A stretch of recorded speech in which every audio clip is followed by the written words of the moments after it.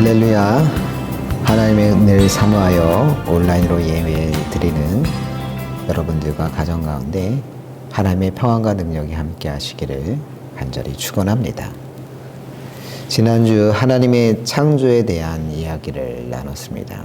하나님이 창조하셨기에 세상은 우연히 창조된 것이 아니며 의미 없이 창조된 것이 아니라고 했습니다. 오늘은 하나님의 창조에 있어 특별히 에덴 동산 중앙에 있었던 선악과와 관련돼서 이야기를 나누려고 합니다. 하나님께서는 세상을 창조하시고 사람으로 하여금 에덴 동산을 지키도록 하셨습니다. 오늘 본문 창세기 2장 15절 함께 읽겠습니다. 여호와 하나님이 그 사람을 이끌어 에덴 동산에 두어 그것을 경작하게 지키게 하시고, 이 땅을 지키고 이 땅의 생명체를 다스리고 관리하게 하는 것은 하나님께서 사람을 창조한 중요한 목적이었기 때문에 15절 말씀은 매우 당연한 말씀이라 할 수 있습니다. 그런데 그 다음에 등장하는 내용이 큰 문제가 되었습니다. 17절 말씀 함께 읽겠습니다. 선악을 알게 하는 나무의 열매는 먹지 말라. 내가 먹는 날에는 반드시 죽으리라. 하나님께서 금하신 하나가 있었습니다. 뭘 먹지 말라고요? 선악을 알게 하는 나무의 열매는 먹지 말라 하셨습니다. 그럼 도대체 선악을 알게 하는 나무, 선악과가 뭐길래 먹지 말라고 하셨던 것일까요? 다음 장 창세기 3장에서는 이 선악과를 먹도록 부추기는 뱀의 이야기가 등장합니다. 창세기 3장 5절입니다.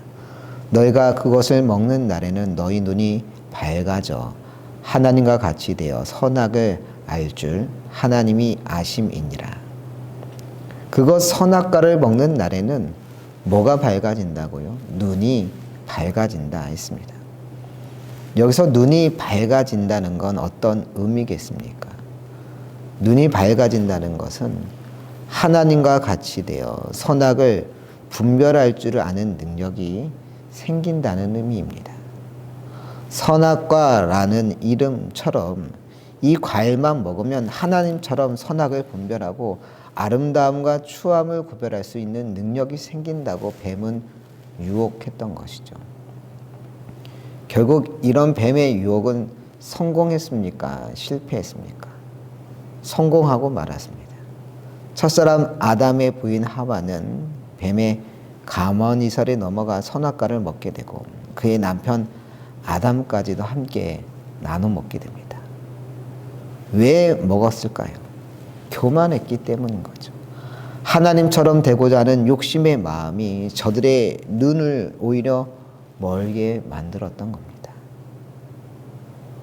어느 마을에 가진 것 없고 이룬 것도 없는 할아버지와 할머니가 살았습니다.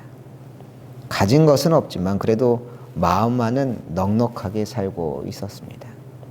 그러던 어느 날 할아버지가 나무를 하러 산에 올라갔다가 덫에 걸려있는 토끼를 보게 됩니다. 그 토끼는 그 큰 눈에 눈물을 글썽글썽 거리면서 할아버지에게 살려달라고 애원했습니다. 마음이 약한 할아버지는 토끼를 풀어줬습니다. 그러자 덫에서 풀려난 토끼는 그 할아버지에게 고맙다고 거듭거듭 말하면서 자신이 떠난 후에 집에 가면 3가지 소원이 이루어질 것이라고 말하기만 하라고 그렇게 이야기하고 떠났습니다. 할아버지는 산을 내려와 참 신기한 일도 있다고 하면서 좀 전에 있었던 토끼 이야기를 할머니에게 해주었고 그 두 분은 어떤 소원을 빌면 좋을지에 대해서 이야기를 나누기 시작했습니다. 99채 집을 달라고 할까? 억만금의 금은 모아? 아니 30년만 젊어지게 해달라고 할까? 이렇게 생각하는 것만으로도 기분이 좋아진 할아버지 부부는 점점 배가 고파져 왔습니다. 그때 배고픈 할머니가 아무 생각 없이 뜨끈뜨끈한 소세지 하나 먹으면 손이 없겠네 하고 중얼거렸습니다. 그러자 갑자기 소세지가 하늘에서 뚝 하고 떨어졌습니다. 그 모습을 본 할아버지는 화가 났습니다. 어리석은 할망구 때문에 그깟 소세지 하나에 귀중한 손 한 가지를 써버린 것 아니겠습니까? 화가 난 할아버지는 소리쳤습니다. 그 망할 놈의 소세지 할망구 코에나 달라붙어버려. 그러자 무슨 일이 벌어졌겠습니까? 두 번째 소원이 이루어져 진짜로 할머니 코에 그 소세지가 딱 하니 붙어버린 겁니다. 이제 소원은 몇 개 남았습니까? 한 개. 하지만 문제는 뭐였습니까? 아직 할머니 코에 소세지가 붙어 있었던 것이죠. 마음 같아서는 다른 소원을 빌고 싶었지만 할아버지는 참아 그럴 수가 없었습니다. 할머니 코에 여전히 소세지가 붙어 있는데 어떻게 99칸 집을 달라고 할 수 있겠으며 억만금을 달라고 이야기할 수가 있겠습니까? 결국 할아버지는 마지막 소원을 빌었습니다.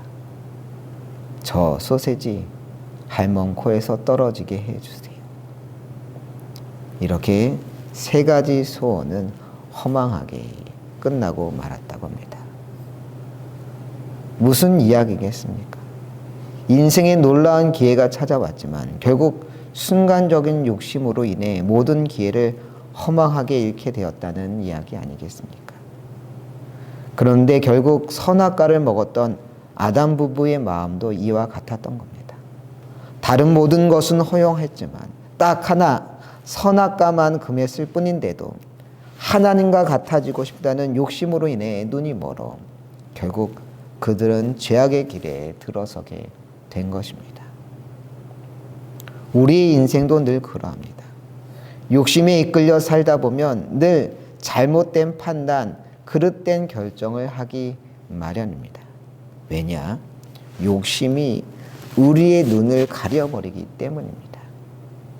욕심이 우리 눈을 가려버리면 시야가 극히 좁아지게 되고 그러다 보면 늘 실수와 잘못된 판단을 하기 마련입니다. 잠언 28장 25절도 말합니다. 욕심이 많은 자는 다툼을 일으키나 여호와를 의지하는 자는 풍족하게 되느니라.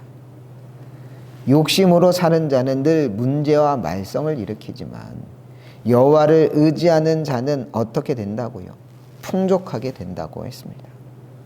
바울 사도 역시 갈라디아서 5장 16절에서 말합니다. 너희는 성령을 따라 행하라. 그러면 육체의 욕심을 이루지 아니하리라. 그렇습니다. 육체의 욕심을 따라 사는 자가 아니라 성령을 따라 행하는 여러분 되시기를 소망합니다. 그런데 신앙에 대해 다소 삐딱하게 생각하는 이들 중에는 선악과와 관련하여 이렇게 묻는 이들이 있습니다.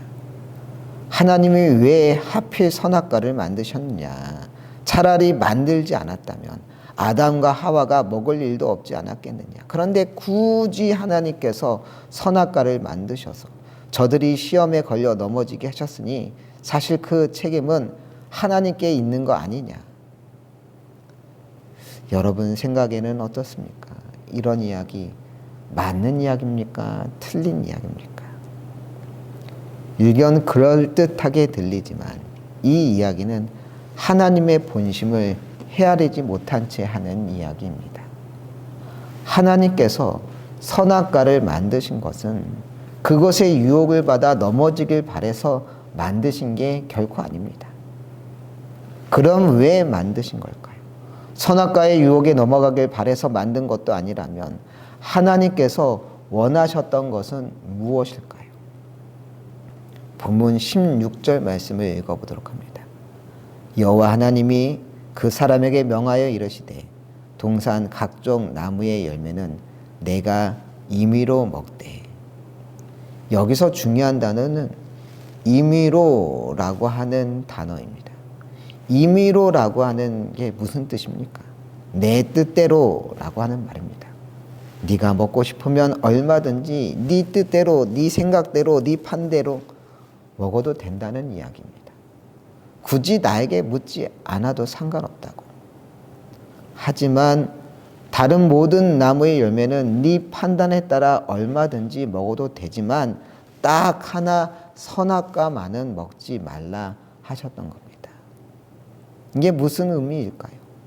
주님의 백성에게 자유와 그 한계에 대해서 이야기하고 계신 겁니다. 모든 것을 해도 좋지만 모든 좋은 일에도 그 한계가 있음을 알려주고 계십니다. 자유를 예로 들어봅시다. 자유가 좋은 건가요? 나쁜 건가요? 좋은 거죠. 하지만 아무리 자유가 좋다 하더라도 한계가 있을 수밖에 없습니다.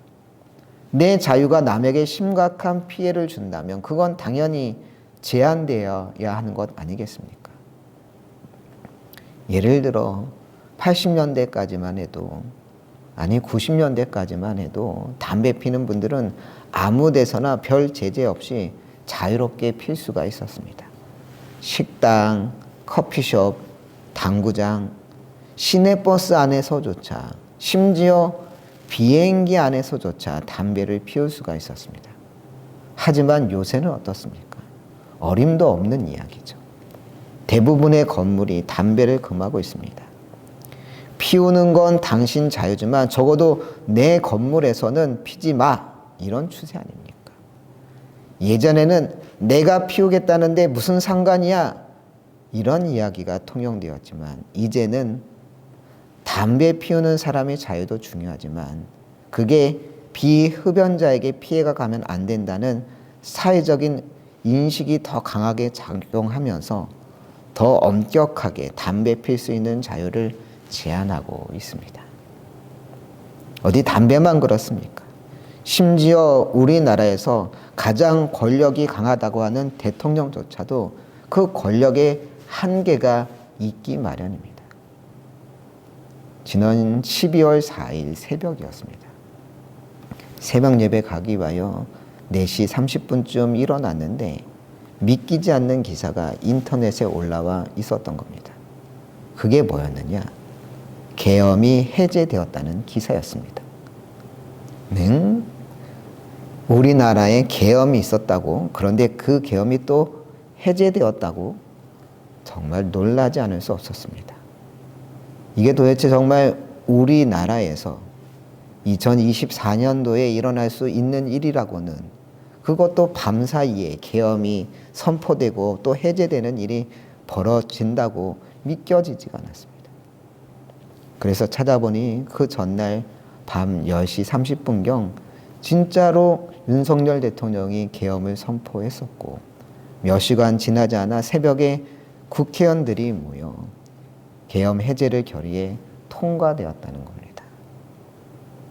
그런데 아무리 생각해도 납득이 안 갔던 것은 도대체 왜 대통령은 계엄을 선포했던 것인가 라는 점이었습니다. 계엄이라는 게 전쟁 시나 사변 등 비상 상황을 적극적으로 해결하기 위하여 행정권, 사법권을 계엄 사령관이 행사하는 제도를 말하지 않습니까? 그런데 북한이 쳐들어온 것도 아니고 군이 반란을 일으킨 것도 아닌데 대통령 스스로 계엄을 선포했다는 게 정말 쉽게 이해가지 않았습니다. 며칠 후에 대통령은 계엄을 선포했던 이유에 대해서 다음과 같이 말했습니다. 야당의 입법 독재에 대한 경고 목적이었다고. 하지만 결국 대통령에 대한 탄핵 소추안이 결의되어 현재 헌법재판소의 판결을 기다리고 있는 중 아닙니까? 이 사건에 대한 여러 가지 입장과 견해가 존재할 수 있을 겁니다. 하지만 분명한 것은 우리나라 대통령이 계엄이라고 하는 넘지 말아야 할 선을 넘었다는 것은 분명합니다. 대통령 입장에서 답답할 수 있죠. 사사건건 어깃장 놓는 야당과 언론이 꼴보기 싫을 수 있죠. 하지만 그렇다고 모든 국정을 다 중단시키고 80년대에나 들어봤을 계엄이라고 하는 하지 말아야 할 일을 해서는 안 됐던 겁니다. 그러다 보니 지금도 대통령이 체포되어야 된다, 말아야 된다, 이런 걸로 인하여서 얼마나 이 나라가 혼란스럽습니까? 그런데 신앙에 있어서도 분명 한계라는 것이 있습니다. 그리스도인의 자유와 관련하여 바울 사도는 우상에게 바쳐졌던 음식을 먹는 문제와 관련하여 설명을 했습니다. 당시 로마나 그리스 지역에서는 신전에서 우상에게 바쳐졌던 제사 음식이 시장의 싼 값에 유통되곤 했습니다.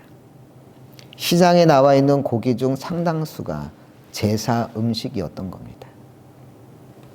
그러다 보니 초대교회에서는 이 고기를 먹어도 되는지 먹으면 안 되는지에 대한 그런 논란이 있었던 겁니다.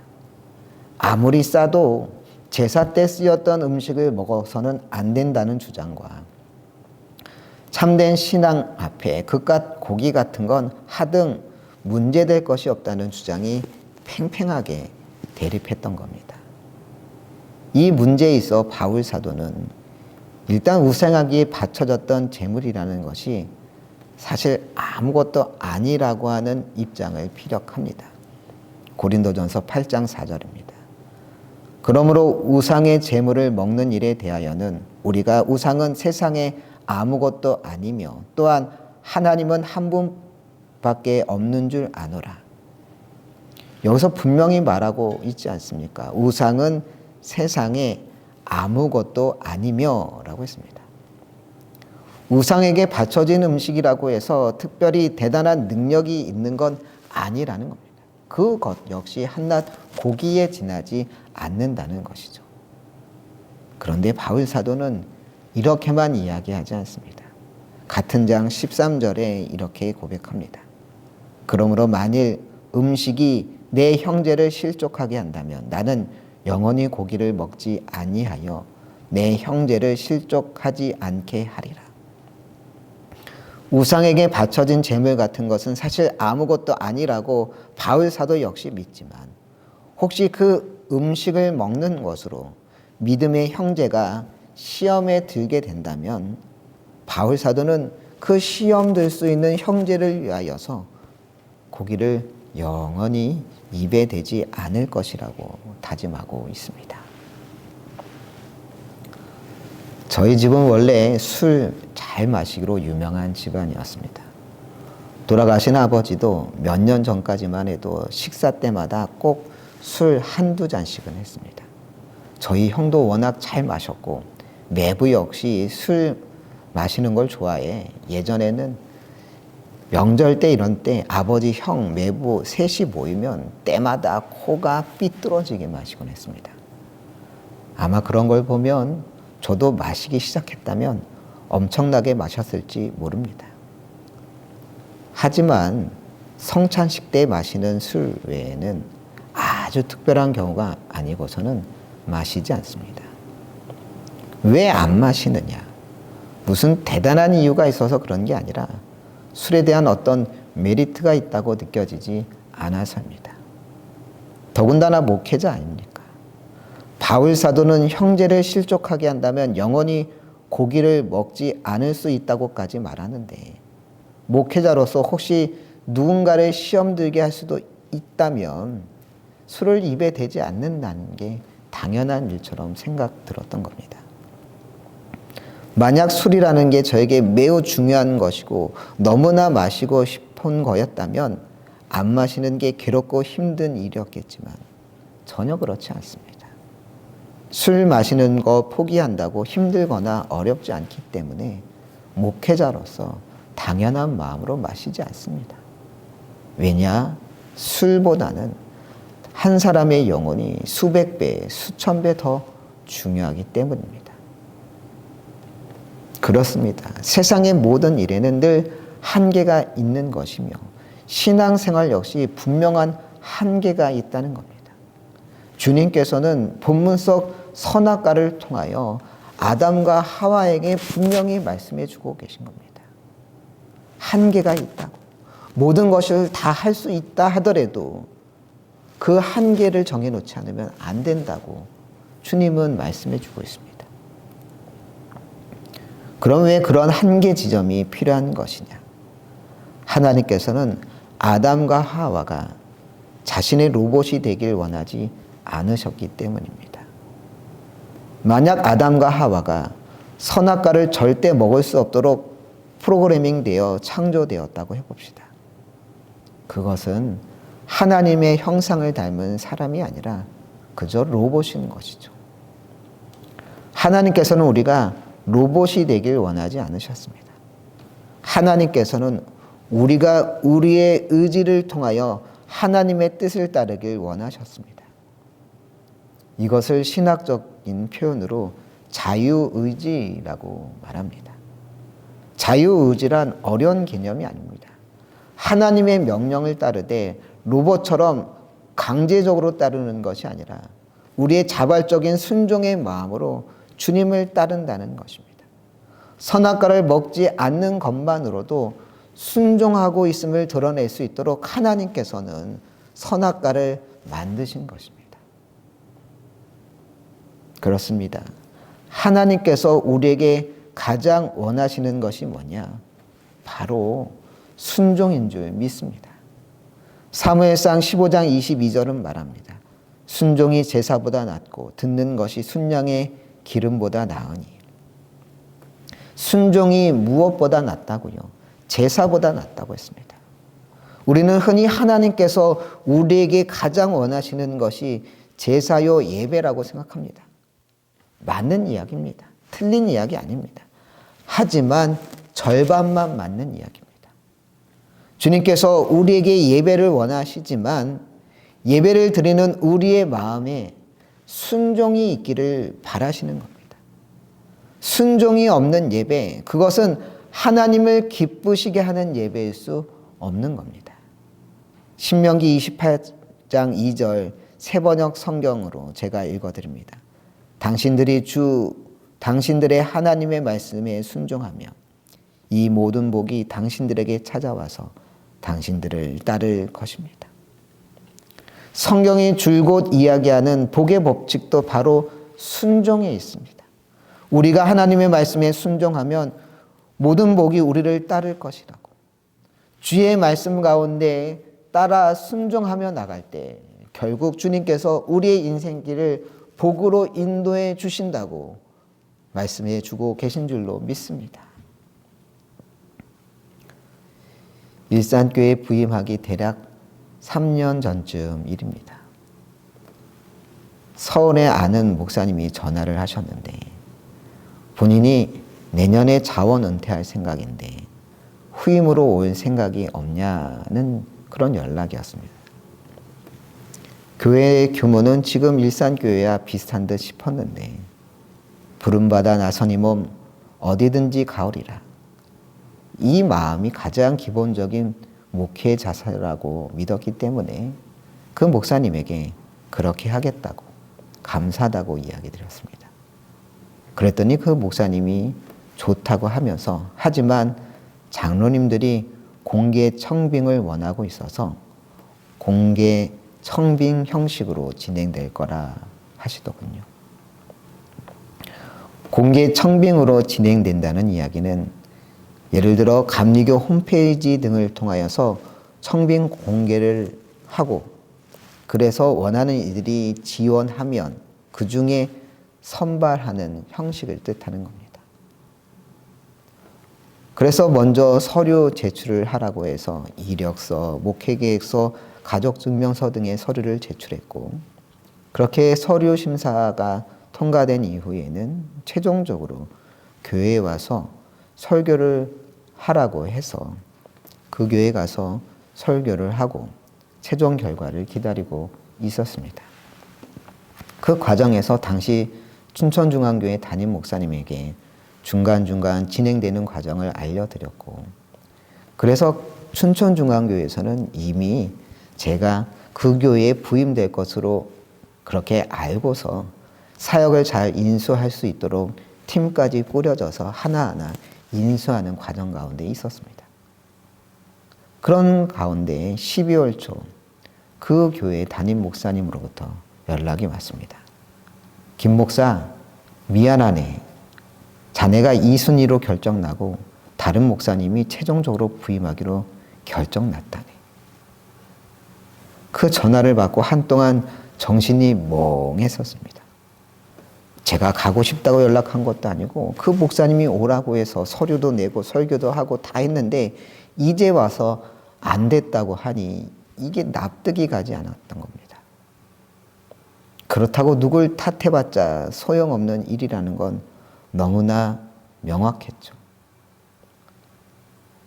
제 나름대로의 계획들과 어떤 생각들이 다 틀어지고 엉망진창이 된 상황에 마음만 낙심해 있었습니다. 그런데 그렇게 다른 교회로 가려고 했던 계획이 틀어진 후에 얼마 지나지 않아 춘천중앙교회 담임 목사님이 저에게 목회학 박사과정을 밟아볼 생각이 있냐고 하시더군요.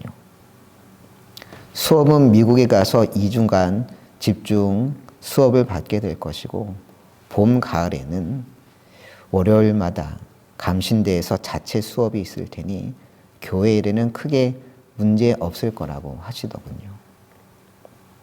그렇게 교회의 배려로 3년간 수업을 받고서 2020년 2월 졸업할 수 있었고 그리고 2020년 4월에는 일산교회에 부임하게 되었습니다. 그때야 정신없어 생각할 겨를도 없었지만 지금 생각해보면 만약 그때 서울에 있는 교회에 부임했다면 아마 공부할 기회 같은 것은 없었을 것이고 당연히 일산교회도 오지 못했을 겁니다.